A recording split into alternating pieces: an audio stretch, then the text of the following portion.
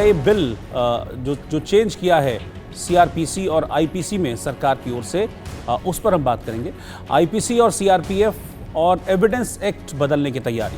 दरअसल संसद के मानसून सत्र के आखिरी दिन केंद्रीय गृह मंत्री अमित शाह ने लोकसभा में 3 नए बिल पेश किए। इनमें भारतीय न्याय संहिता 2023, भारतीय नागरिक सुरक्षा संहिता 2023 और भारतीय साक्ष्य बिल 2023 शामिल हैं। ये बिल अंग्रेजों के समय के इंडियन पीनल कोड यानी कि जिसको आप आईपीसी कहते हैं, और कोड ऑफ क्रिमिनल प्रोसीजर यानी कि जिसको आप सीआरपीसी कहते हैं, और एविडेंस एक्ट जो है उनकी जगह ले लेंगे ये नए बिल। तीनों बिलों को जांच के लिए संसदीय कमेटी के पास भेजा जाएगा।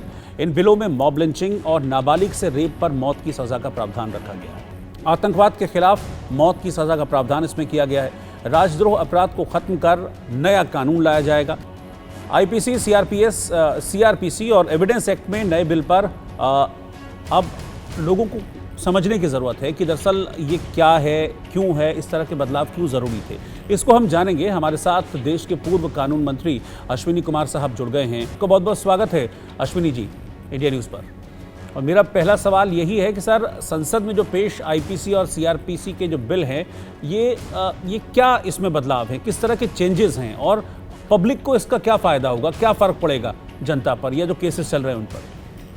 देखिए, कई चेंजेस सरकार की तरफ से प्रस्तावित हैं जो अपराध के कानून हैं।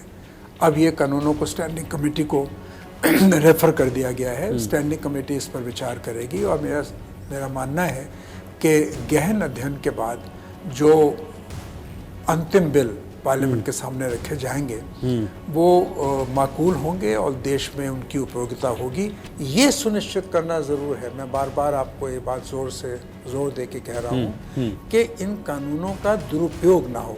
नहीं तो क्या यही सवाल आपसे एटीएस ने भी पूछा था कि सीमा हैदर जासूस है, कोई ऐसा मकसद लेकर हिंदुस्तान आई है? एटीएस ने पूछा आपसे?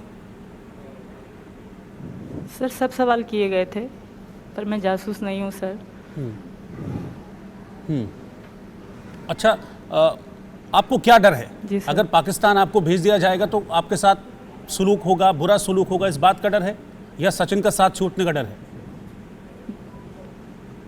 सर, बुरा सलूक तो होगा, एक दिन सबने मर जाना है, जिंदगी का कोई पता नहीं, पर मैं सचिन के बगैर नहीं रह सकती सर। अच्छा सीमा, आपको ये तो पता है कि आपसे गलती हुई है, जो आने का तरीका था वो गलत था? मानती हूँ गलती हुई है।